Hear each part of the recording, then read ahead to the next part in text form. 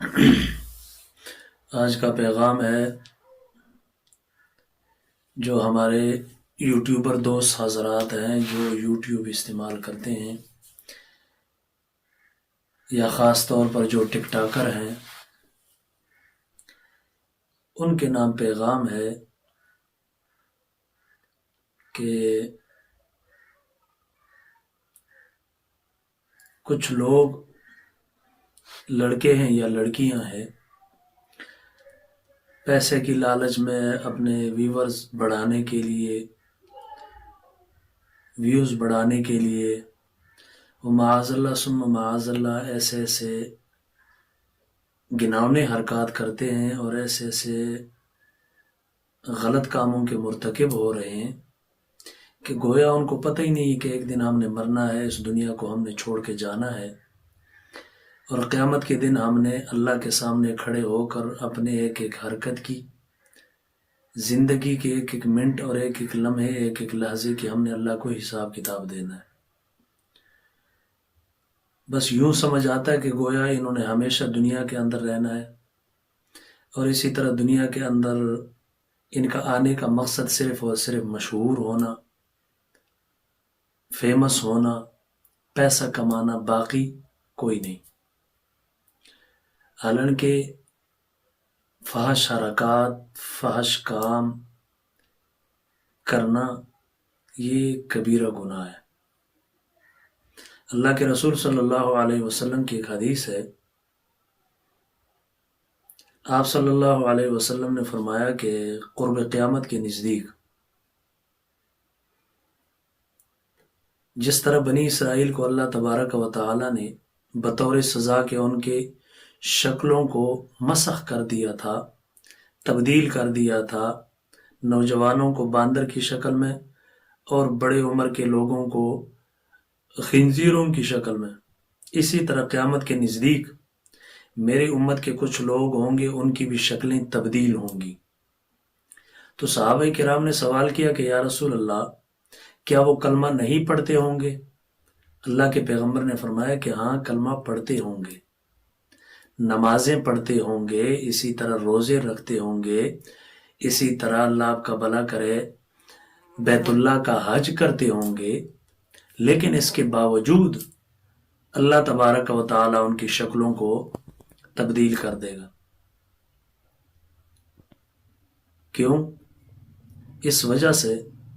اللہ کے پیغمبر نے فرمایا کہ وہ موسیقی، گانے بجانے کے دلدادہ ہوں گے، گانے بجانے نہایت شوق سے سنتے ہوں گے۔ رات کو گانے کی محفل لگی ہے، گانے سن رہے ہیں، کسی کو کوئی پتہ نہیں،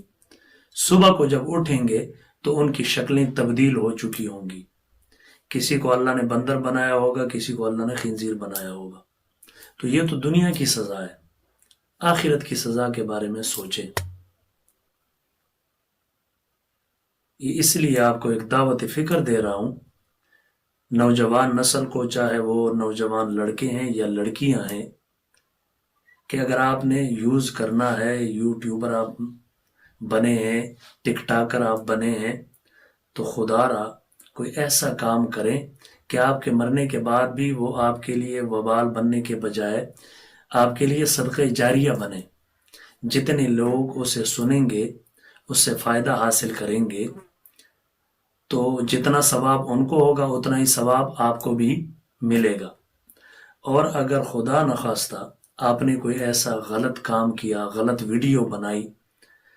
فحش ویڈیو بنائی، اسی طرح کوئی گانے وغیرہ، اسی طرح کوئی ساز وغیرہ، ان چیزوں پہ آپ نے ویڈیو بنائی، ڈبلنگ کی، تو یہ نہیں کہ آپ کے زندہ رہنے تک آپ کو گناہ ملے گا، نہیں، بلکہ جب تک یہ ویڈیو گردش میں ہوگی، گردش کرتی رہے گی، لوگ سنتے رہیں گے، جتنا سننے والے کو گناہ ہوگا اتنا ہی گناہ بنانے والے کو بھی ہوگا۔ آپ مر جائیں گے، لیکن ان غلط چیزوں کی گناہ آپ کے کھاتے کے اندر برابر درج ہوتے رہیں گے۔ قیامت تک آپ کو ان چیزوں کی گناہ ملتے رہیں گے۔ تو خدا را میرا ایک درد دل ہے، آپ نوجوانوں کو دعوت فکر دے رہا ہوں کہ بے شک آپ سوشل میڈیا یوز کریں، ٹک ٹاک یوز کریں، اسی طرح